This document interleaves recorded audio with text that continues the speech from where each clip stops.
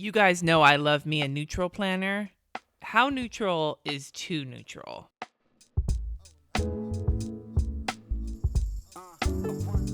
Hi everybody, today I am taking a look at the new Erin Condren Focused collection that is a line with planners and notebooks that are meant to be more neutral, I don't know, maybe more professional, something like that. Like if you look at the website actually says that it is a sleek and streamlined situation for stylish minimalists who want the function and fashion of Erin Condren with fewer frills. Whatever. I can talk today. There are 3 different things you can get. There is the planner, which you can get in this size, which is the standard 7x9 or the 5x8. And then there is the focused notebook. So what I wound up getting is the 7x9 focused planner and then the focused notebook. I didn't get the small planner. I have no interest in smaller planners, so that was just one more thing I didn't feel like ordering. So we're going to take a look at both of these. I'll give you my thoughts on them. I ordered these myself. These were not sent to me. Let's start with the notebook, actually. Let's go with the more basic situation first. And I'm making an assumption. I haven't even flipped through these yet. Like I got these and I just set the box aside because they showed up right as Thanksgiving was starting.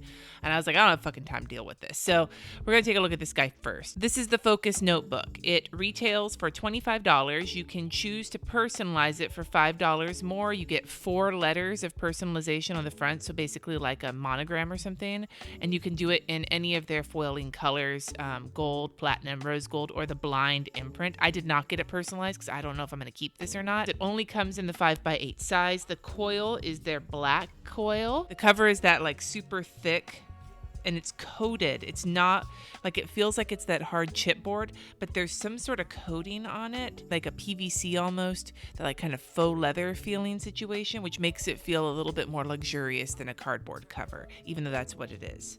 And so it feels pretty durable. It looks fairly sleek, like the cover is textured, and with the black coil, it's very modern looking, maybe is the best way to put it. So let's open it up and take a look. So you open it up and I like that. So this is it's the Woven Wonder, I think is what the pattern is called, but I like to refer to it as the shredded wheat or the woven wheat pattern. I like the black version of this. Like, I wasn't a fan of the pattern of this, the colorful on navy, but I loved it when I saw it on white, and I actually really like this black, like kind of charcoal-y version of it. I think that's pretty sexy looking. And then the inside paper is it's kind of like a almost fabric-y feeling coated situation. It's not cardstock, it's paper, but it's like a thick coated paper. I wish I could describe what the hell kind of paper it is. I wonder if it's in the specifications. No, it's not in the specifications. Oh well. So then here is the inside of the notebook. And one of the things that both the planner and the notebook are supposed to have is instead of tabs coming out of the side, there's like, I don't know, what are they calling this? Thumb index. So it's a way to like figure out where you're at based on the cutout on the side of the page. And I'm not sure how I feel about that personally for like an aesthetic standpoint, but it does get rid of the tab sticking out of the side, and not everybody likes that. I don't mind it, but not everybody likes it. So this is your front page with the gray woven wheat situation on it and a spot for you to put your name if you want to. Opening it up here, you have your 2019 calendar at a glance, January through December. Then here's a bunch of holidays, and then this is important dates to remember. Part of the reason I don't like this kind of a size personally is that this just isn't enough room for me to write, even with a super fine tip pen, but it gives you space for 4 dates every month, and then like a little slash to give you the actual day of the week that it is or whatever. It looks like all the way through here is lined note pages with a little bit of the Woven Wonder and then the erincondren.com at the top. The paper feels really thick. It feels like the same paper they use in their planners. Then you get to this section here, and this is the dot grid section. It's a nice light dot grid. It's the same kind of dot grid they put in their notebooks and their planners. Like, it looks the same to me, just at first glance. So at the front of any of your these thumb tabs, it's like a black mark to show you where it ends, and then you just go and that's the rest of it. So that's like this is the end of this previous cutout, and then the next previous cutout will have another black half circle on it. I don't have the numbers of what pages are here. The total book has 124 pages, but it doesn't tell you how many of each kind, but I will tell you, feels like you get about half as many dot grid pages as you do of lined pages. And then here at the back, you have another kind of half as many pages of blank pages. So they're blank except for the erincondren.com at the top of all of them. And then at the back, you have this quote, a little bit of information about Erin Condren, then another woven wheat situation, and then that's the back of the notebook.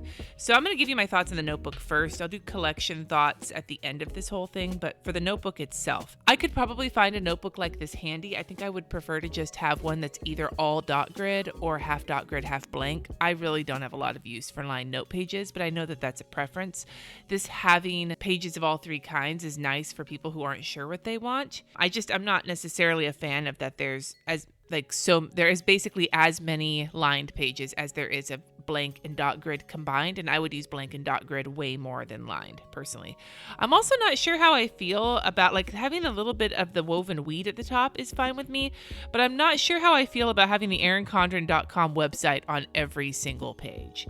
I mean, it's on this side of every single page. It's not on the back side, but that seems a little excessive to me. But other than that, the paper quality feels nice. I'll pen test this at the end after I've looked at the other planner, but the paper quality is nice. It's a really pretty, super minimalistic notebook. I could totally use this. I don't know. For $25, it's not, I don't think I would want to spend $25 on this. I would be fine spending $25 on this if it was just dot grid and blank, or one or the other. And honestly, for me, all of this stuff here in the front, I wouldn't really mess with that at all. So it's not really my thing. I'm kind of meh on this. I can see how this would be good for some people, especially people who want to do some kind of journaling or whatever. It's not tooting my horn. So let's take a look at the focused planner. So this is the bigger one. You can get the big one or the small one. The small one is the same size as the notebook. They basically have the same layout as each other. This one is just bigger, one is smaller. I got the bigger one. This is the 7x9. The bigger one is $44. The smaller one is $39. So the bigger one's $5 more. This is 7x9. The smaller one's 5x8. I think I've said that 4 times now. You can do the same personalization on this that you can on the notebook. And it's the same outside, the same style of cover, just bigger, the same coil. It's a really, really small coil. The coil is perfectly sized for the size of the book and how many pages are in it. But if you're somebody who wants to slap a lot of stickers in this, you may run into some problems with the size of the coil. It doesn't leave a lot of room for expanding. And I don't think that's who they're marketing to with this. I feel like they're marketing to minimalistic, maybe pen-only people with this, or people who don't decorative plan at all. I get that. Their regular planners give you more room in their coil, which is why I noticed that. This coil is very slim to go with the slim design of the planner. And then you open it up, you get it's the same kind of inside as the notebook, that same kind of fabric-y feeling inner page and the black and charcoal woven wheat situation. And then you get to the front page and it's the focus planner for 2019 and a spot for your name. So the aesthetic of this looks very similar to the notebook. And this is basically the same spread as the notebook, except bigger. So the same holiday list, the same important dates to remember, but this actually gives you the same 4 spots for each month, but just more room. So this is what I would gravitate towards because I have bigger handwriting. It's why I go for bigger planners as opposed to smaller planners. Yeah. You've got the same thumb index on the side as well. So here is the calendar, and this is gorgeous to me. I love a good neutral calendar. I love it. It makes me so happy.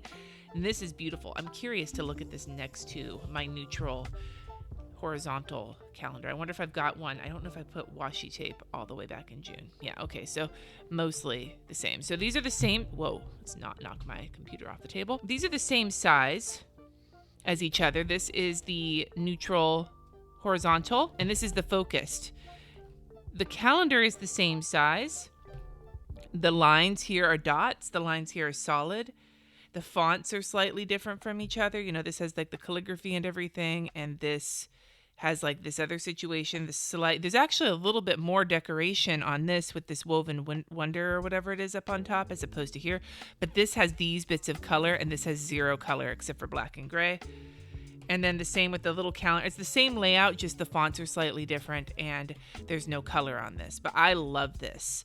I'm not sure how I'm feeling about these. I like tabs better than these, I think. Having the little cutout on there it's like texturally, it kind of weirds me out. But again, that's a personal preference. I can keep saying that too. Like, I swear to God, this is all personal preference, right? But I love how simple this planner is. So here's your week. Each week is undated. So basically you can use it however you want to.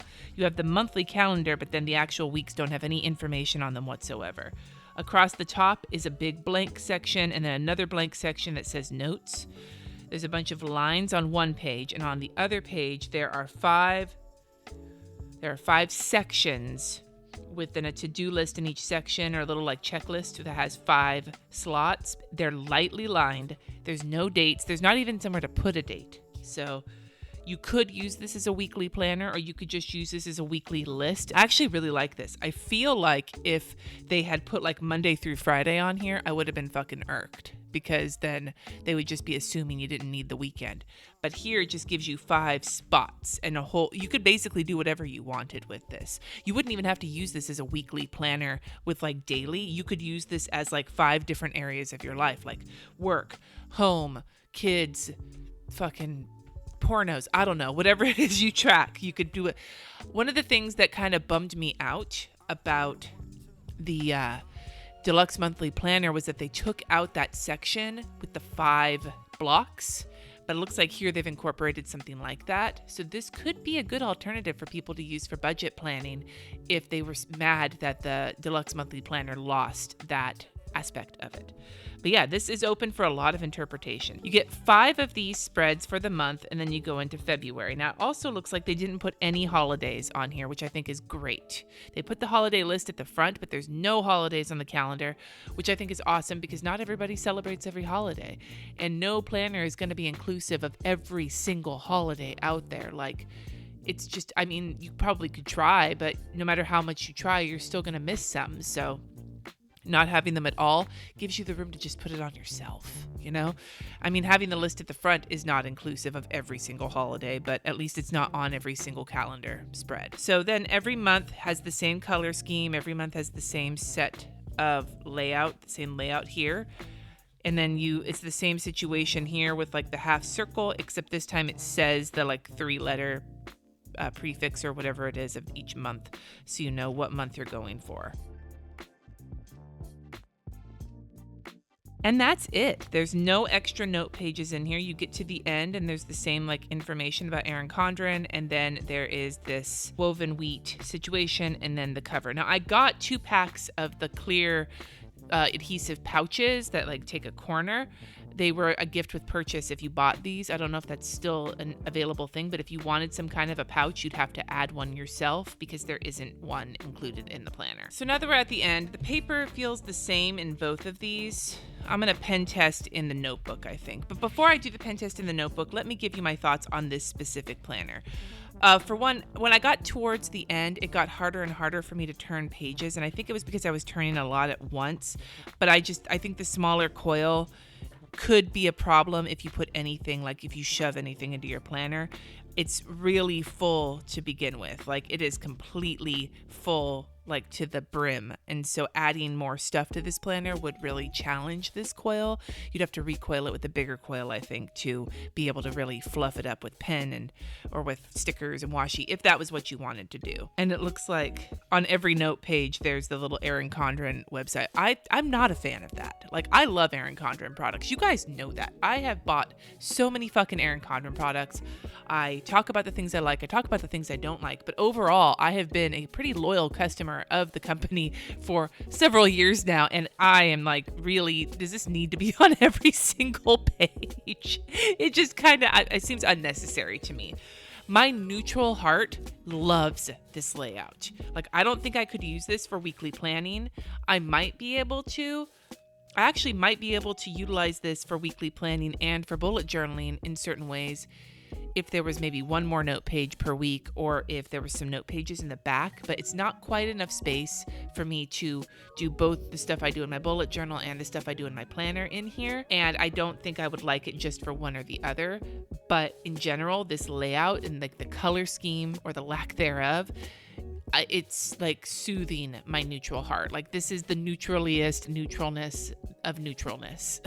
I love that. And I could see myself using this for specific purposes.